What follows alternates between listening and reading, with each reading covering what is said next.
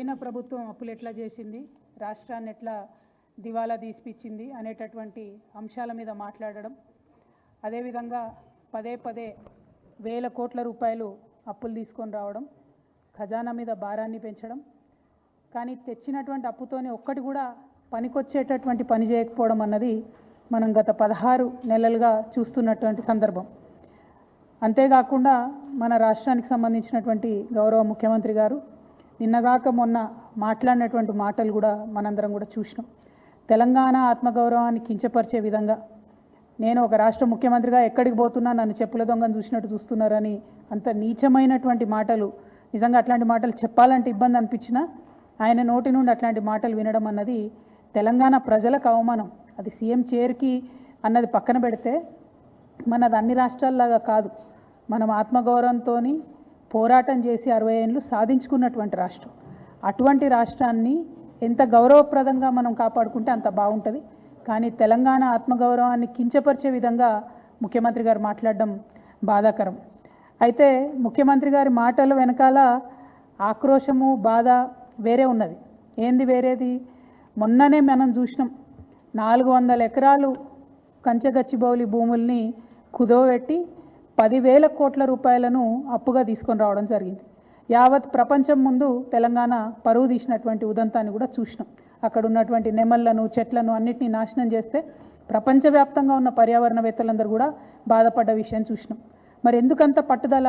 ఎందుకు ఆ భూములు అమ్మాలి? ఎందుకు 10,000 కోట్లు తెచ్చుకోవాలి అంటే ముఖ్యమంత్రి గారు కంప్లీట్గా ఆలోచన ఏంటంటే, తెలంగాణ రాష్ట్రంలో టీఎస్ఐఐసిలో, ఇదివరకు టీఎస్ఐఐసి అన్నాం, ఇప్పుడు వాళ్ళు టీజీఐఐసి అంటున్నారు, ఇండస్ట్రియల్ ఇన్ఫ్రాస్ట్రక్చర్ డెవలప్మెంట్ కార్పొరేషన్లో 1,75,000 ఎకరాల పైచిలకు భూమి కేసీఆర్ గారు జమ చేసి పెట్టిండ్రు. కేవలం హైదరాబాద్లో కాదు, జిల్లాలలో ఉన్నటువంటి అన్ని కేంద్రాలలో కూడా ఫ్యూచర్లో ఇండస్ట్రియల్ ఎక్స్పాన్షన్ కోసం అని చెప్పి టీఎస్ఐఐసిని ఒక స్ట్రాంగ్ పవర్ఫుల్ ఎంటిటీగా తయారు చేసి పెట్టిండ్రు.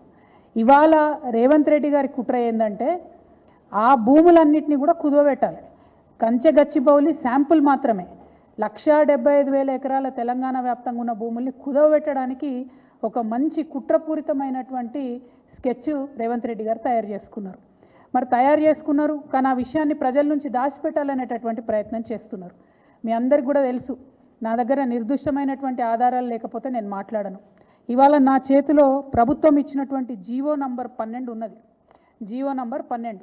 ఈ జీవో ఏప్రిల్ 11వ తారీఖున ఇచ్చిరు ఈ సంవత్సరంలో. కానీ ఇది మీకు ఎక్కడ ప్రభుత్వ వెబ్సైట్లో కనబడదు, ఇండస్ట్రియల్ ఇన్ఫ్రాస్ట్రక్చర్ కార్పొరేషన్ వెబ్సైట్లో కనబడదు, ఎక్కడ కూడా కనబడదు. ఎందుకు ఇంత రహస్యం? ఎందుకోసం దాచిపెట్టినరు? ఏమున్నది ఈ జీవోలా? ఇది చెప్పడానికే నేను ఇవాళ తెలంగాణ ప్రజల ముందుకు రావడం జరిగింది.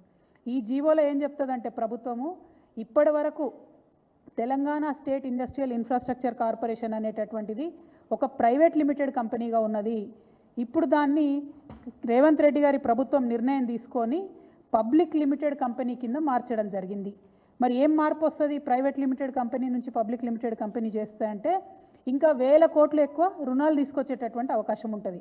మొత్తం తెలంగాణలో ఉన్నటువంటి 1,75,000 ఇండస్ట్రియల్ ఐడెంటిఫైడ్ భూములు ఏవైతే ఉన్నాయో వాటిని అన్నిటినీ కూడా స్టాక్ ఎక్స్చేంజ్లో కుదవబెట్టేటటువంటి అవకాశం వస్తుంది. అందుకోసమే ప్రైవేట్ లిమిటెడ్ కంపెనీ ఉన్నటువంటి టీఎస్ఐఐసిని ఇలా పబ్లిక్ లిమిటెడ్ కంపెనీగా రేవంత్ రెడ్డి గారు మార్చడం జరిగింది. మార్చడంతోనే దీంట్లో ఏమొచ్చింది, ఇదే జీవోలో చెప్తారు. మార్చుతూ వాళ్ళు నిర్ణయం తీసుకుంటే ఏమొచ్చిందంటే, the company got listed on 11/12/2024 at national stock exchange and the company status got change to high value debt listed entity. అంటే హై వాల్యూలో డెట్ తీసుకోవడానికి, అప్పులు తీసుకోవడానికి, 1,000 కోట్ల అప్పులు తీసుకోవడానికి ద్వారాలు తెరిచినటువంటి ప్రభుత్వం కాంగ్రెస్ ప్రభుత్వం, తెరిచినటువంటి ముఖ్యమంత్రి గారు రేవంత్ రెడ్డి గారు.